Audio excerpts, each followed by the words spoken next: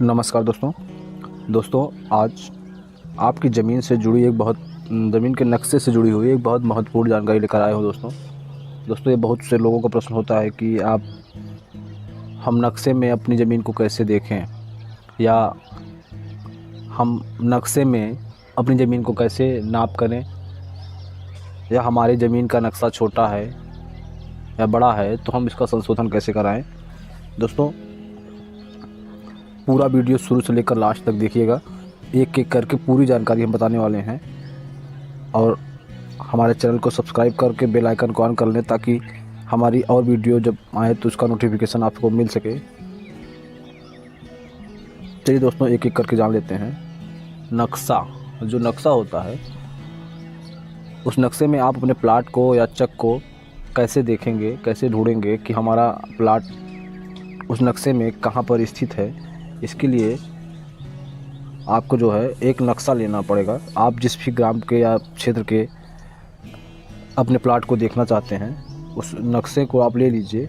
तो नक्शा मान लीजिए कि ऐसे इस प्रकार का एक नक्शा होगा। उस नक्शे में आप देखेंगे सबसे ऊपर की तरफ जो है दिशा लिखी हुई होती है। दिशा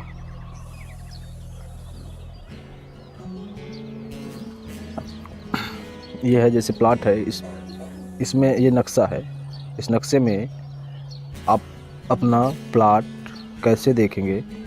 अब उसके लिए आपको अपने उस प्लाट का नंबर, जिसे हम खसरा नंबर भी कहते हैं, वो आपको जानकारी होना चाहिए। तभी आप उस प्लाट में, उस नक्शे में देखेंगे कि नंबर होता है, नंबर लिखा होता है 1 2 3 4 5 6 7 8 9 इस टाइप ऐसे लिखा हो रहा होगा उसमें। तो अब मान लीजिए आपका प्लाट 9 है, तो आप उस नक्शे में देखिए कि 9 कहाँ है। तो आप ढूंढेंगे तो पाएंगे कि 9 उसमें नक्शे में कहीं 9 नंबर का प्लाट बना होगा। इसी प्रकार से आप देख सकते हैं। इसके लिए आपको ज़रूरत सिर्फ खसरा नंबर या प्लाट नंबर का जानकारी हो और आपके पास नक्शा हो। आसान है, आप इसको ढूंढ सकते हैं, देख सकते हैं। देखिए फिर आगे हम एक दूसरा बता दें कि यदि आपको अपने नक्शे में अपने प्लाट को नापना हो या माप करनी हो तो आप कैसे करेंगे। इसके लिए नाप करने के लिए नक्शे में ज़मीन को नापने के लिए एक प्रकार की स्केल होती है, एक गुनिया, एक प्रकार की गुनिया होती है। ये देखिए, ये गुनिया है। इस गुनिया में मीटर या लाठा के हिसाब से माप होती है। ये ऊपर जो देख रहे हैं आप ना, इधर ऊपर ये लाठा है, और जो नीचे बना हुआ है ये मीटर में है। तो आप उस प्लाट की लंबाई और चौड़ाई, जैसे आपने प्लाट नंबर 10 है आपका, तो 10 नंबर की ये जो लंबाई है इसकी आप गुनिया से इसकी माप कर लीजिए। फिर इसकी ये सामने की भुजा माप कर लीजिए, बगल की भुजाओं को माप कर लीजिए। तो आप आसान है, आप इसको जो है गुनिया आपको देखना आना हो, गुनिया से माप करना चाहिए, आना चाहिए, तो आप इसकी माप कर सकते हैं। इसके बाद देखिए दोस्तों, एक और प्रश्न है कि आपको अपने नक्शे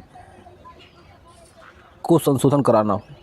संशोधन आप तब कराएंगे, मान लीजिए कि आपकी खतौनी, उस खेत की जो खतौनी होती है, खतौनी में आपका रकबा 10 बिस्वा दिया हुआ है और आपका नक्शा जो है ज़्यादा है, यानी 15 बिस्वे का है, या कम है, मान लीजिए 5 बिस्वा बता रहा है, 7 बिस्वा बता रहा है, यानी कि आप पर नक्शा में जब खतौनी के रकबे के अनुसार आपका नक्शा नहीं रहता है तो ये नक्शे में त्रुटि मानी जाती है।